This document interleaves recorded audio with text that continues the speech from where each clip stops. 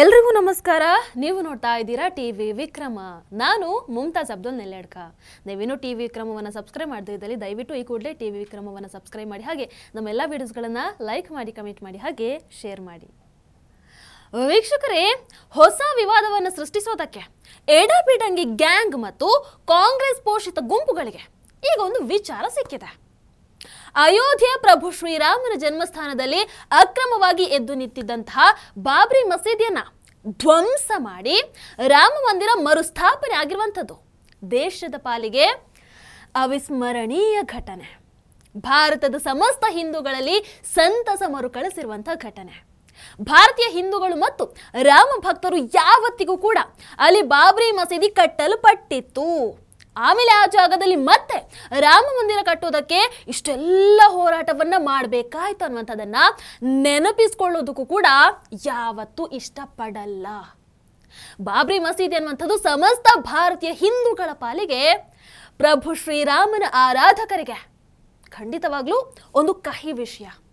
ಅದನ್ನು ಧ್ವಂಸ ಮಾಡಿರೋದನ್ನ ನೆನಪು ಮಾಡ್ಕೊಳ್ಬೇಕು ಅಂತ ಹೇಳಿದ್ರೆ ಅದು 500 ವರ್ಷ ಇದ್ದಂಥದ್ದು ಕೂಡ ಅನಿವಾರ್ಯವಾಗಿ ನೆನಪಾಗುತ್ತೆ ತಾನೆ. 12ನೇ ತರಗತಿಯ ಪರಿಷ್ಕೃತ ರಾಜಶಾಸ್ತ್ರ ಪಠ್ಯ ಪುಸ್ತಕದಲ್ಲಿ ಈಗ ಬಾಬ್ರಿ ಮಸೀದಿ ಅನ್ನುವಂತಹ ಪದವನ್ನ ತೆಗೆದು ಹಾಕಿದ್ದಾರೆ. ಇದು ಈಗ ಎಡಬುದ್ಧಿ ಜೀವಿಗಳಿಗೆ ವಿವಾದದ ಸುದ್ದಿಯಾಗಿದೆ. ವೀಕ್ಷಕರ, 2014ರ ತನಕ ಭಾರತದ ಸಮಸ್ತ ವಿದ್ಯಾರ್ಥಿಗಳು ನಕಲಿ ಇತಿಹಾಸಗಳನ್ನೇ ಓದಿರುವಂಥದ್ದು.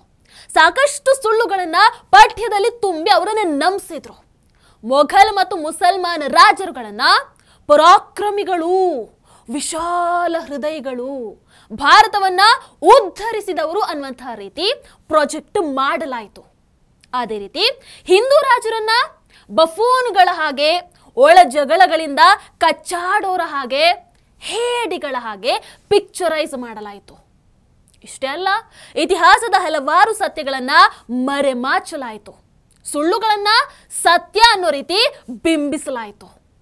ಯಾವ ಇತಿಹಾಸದ ಪುಸ್ತಕ ಅಥವಾ ಪೊಲಿಟಿಕಲ್ ಸೈನ್ಸ್ ಸಿಲೆಬಸ್ ಕೂಡ ನಮ್ಮ ವಿದ್ಯಾರ್ಥಿಗಳಿಗೆ ಬಾಬ್ರಿ ಮಸೀದಿ ಹೇಗೆ ನಿರ್ಮಾಣ ಆಯಿತು, ಅಲ್ಲಿದ್ದಂತಹ ರಾಮ ಮಂದಿರ ಯಾವ ರೀತಿ ಧ್ವಂಸ ಆಯ್ತು ಅನ್ನುವಂತಹ ಸತ್ಯವನ್ನ ಹೇಳೇ ಕೊಡ್ಲಿಲ್ಲ.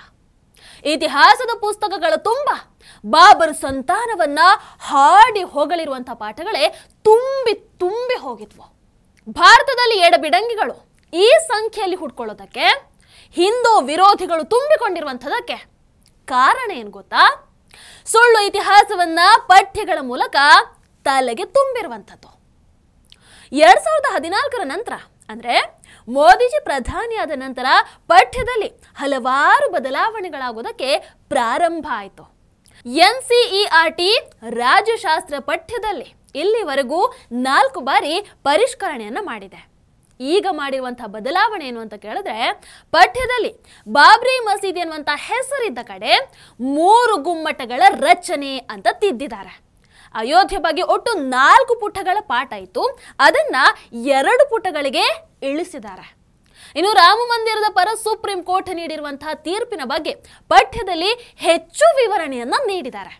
ಇನ್ನು ಅಡ್ವಾಣಿಜಿಯವರು ಸೋಮನಾಥ್ನಿಂದ ಅಯೋಧ್ಯೆ ತನಕ ನಡೆಸಿದಂತಹ ರಥಯಾತ್ರೆಯ ಬಗ್ಗೆ ಇದ್ದಂತಹ ವಿವರಣೆಯನ್ನ ತೆಗೆದು ಹಾಕಿದ್ದಾರೆ. ಕರಸೇವಕರ ಬಗ್ಗೆ ಇದ್ದಂತಹ ಡೀಟೇಲ್ಗಳನ್ನ ತೆಗೆದು ಹಾಕಿದ್ದಾರೆ. ಬಾಬ್ರಿ ಮಸೀದಿಯನ್ನ ಕೆಡವಿದಾಗ ನಡೆದಿದ್ದಂತಹ ಕೋಮು ಗಲಭೆ ಪ್ರಸ್ತಾಪವನ್ನ ಕೂಡ ತೆಗೆದು ಹಾಕಿದ್ದಾರೆ. ಆಗ ಒಂದಷ್ಟು ಬಿಜೆಪಿ ನಾಯಕರು ವಿಷಾದವನ್ನು ಕೂಡ ವ್ಯಕ್ತಪಡಿಸಿದ್ರಂತೆ. ಅದು ಪಠ್ಯದಲ್ಲಿ ಉಲ್ಲೇಖಿಸಲಾಗಿತ್ತಂತೆ, ಅದನ್ನು ಕೂಡ ಈಗ ಪಠ್ಯದಿಂದ ತೆಗೆದಿದ್ದಾರೆ. ಇದಿಷ್ಟರ ಜೊತೆಗೆ ಹುಮಾಯೂನ್, ಅಕ್ಬರ್, ಶಹಜಹಾನ್, ಔರಂಗಜೇಬ್, ಅದೇ ರೀತಿ ಜಹಾಂಗೀರ್, ಈ ರೀತಿಯಾದಂತಹ ಮೊಘಲ್ ದೊರೆಗಳ ವೈಭವೀಕರಣ ಏನಿತ್ತು ಆ ಪುಟಗಳನ್ನು ಕೂಡ ಕೈ ಬಿಟ್ಟಿದ್ದಾರೆ. ಇದನ್ನ ನೋಡಿ ಭಗಭಗ ಅಂತ ಉರ್ಕೊಳ್ತಾ ಇದ್ದಾರೆ ಯಾರು? ಲೆಫ್ಟಿಸ್ಟ್ ಮತ್ತು ಕಾಂಗ್ರೆಸ್ ಮನಸ್ಸುಗಳು. ಪಠ್ಯಗಳು ಕೇಸರೀಕರಣ ಆಗಿಬಿಟ್ಟಿವೆ ಹೀಗಂತ ಬಾಯ್ ಬಾಯ್ ಮಾಡ್ಕೊಳ್ತಾ ಇದ್ದಾರಂತೆ. ಆದರೆ NCERT ನಿರ್ದೇಶಕ ದಿನೇಶ್ ಪ್ರಸಾದ್ ಸಕ್ಲಾನಿ ಈ ಪರಿಷ್ಕರಣೆಯನ್ನ ಸಮರ್ಥನೆ ಮಾಡ್ಕೊಂಡಿದ್ದಾರೆ. ಗುಜರಾತ್ ಗಲಭೆ ಆಗಲಿ, ಬಾಬ್ರಿ ಮಸೀದಿ ಧ್ವಂಸದ ವಿಚಾರ ಆಗಲಿ ವಿದ್ಯಾರ್ಥಿಗಳಿಗೆ ಬೋಧಿಸುವಂತಹ ಅಗತ್ಯ ಇಲ್ಲ. ಅದನ್ನ ಮಕ್ಕಳು ದೊಡ್ಡವರಾದ ಮೇಲೆ ತಾವೇ ತಿಳ್ಕೊಳ್ತಾರೆ. ಇಲ್ಲಿ ಹಿಂಸಾತ್ಮಕ ವಿಚಾರಗಳನ್ನ, ಐ ರಿಪೀಟ್, ಹಿಂಸಾತ್ಮಕ ವಿಚಾರಗಳನ್ನ ಕಲಿಸುವಂಥದ್ದು ಅನವಶ್ಯಕ. ಇವೆಲ್ಲವೂ ಕೂಡ ಬೋಧನೆ ವಿಚಾರಗಳೇ ಅಲ್ಲ ಅಂತ ಅವರು ಖಡಕ್ ಆಗಿ ಹೇಳಿದ್ದಾರೆ. ಅವರು ಹೇಳಿರುವಂಥದ್ದು ಸರಿಯಾಗಿ ಇದೆ ಅಲ್ವಾ? ಈ ಲದ್ದಿ ಜೀವಿಗಳ ಪ್ರಕಾರ ಬಿಜೆಪಿಯ ಕರಸೇವಕರು ಬಾಬ್ರಿ ಮಸೀದಿಯನ್ನು ಧ್ವಂಸ ಮಾಡಿ ಅಲ್ಲಿ ರಾಮ ಮಂದಿರ ಕಟ್ಟಿದ್ರು ಅಂತ ಪಾಠವನ್ನ ಹೇಳ್ಕೊಡ್ಬೇಕಾಗಿತ್ತ? ಅಫ್ಕೋರ್ಸ್ ಅಡ್ವಾಣಿಜಿಯವರ ರಥಯಾತ್ರೆಯನ್ನ ಪಠ್ಯದಲ್ಲಿ ಇಟ್ಟದಿದ್ರೆ ಹಿಂದೂಗಳು ಹೆಮ್ಮೆಯಿಂದ ಅದನ್ನು ಓದ್ತಾ ಇದ್ರು. ಯಾಕಂದ್ರೆ ಅದೊಂದು ಅದ್ಭುತವಾದಂತಹ ಐತಿಹಾಸಿಕ ಸಾಧನೆ. ಆದ್ರೂ ಅದನ್ನ ಕೈ ಬಿಟ್ಟಿದೆ NCERT. ಹಾಗೆ ನೋಡಿದ್ರೆ ಇದನ್ನ ಆಕ್ಚುಲಿ ವಿರೋಧ ಮಾಡಬೇಕಾಗಿರುವಂತದ್ದು ಬಿಜೆಪಿ ಅವರು.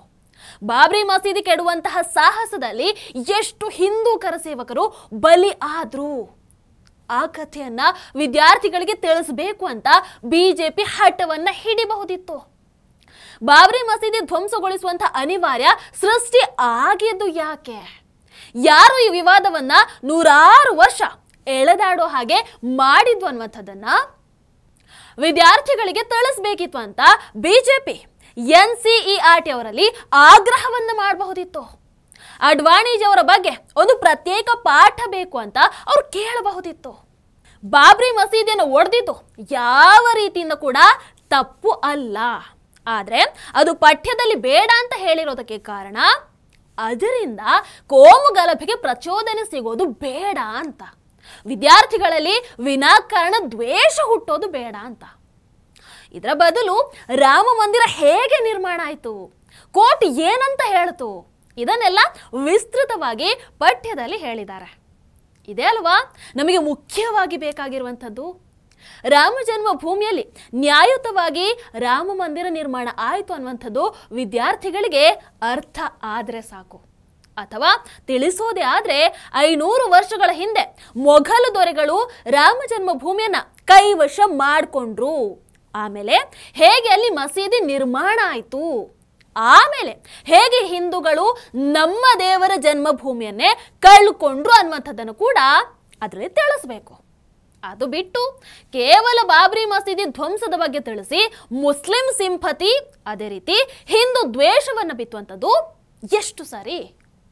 ಬುದ್ಧಿಜೀವಿಗಳಿಗೆ ಬೇಕಾಗಿರುವಂಥದ್ದು ಅದೇ ತಾನೆ.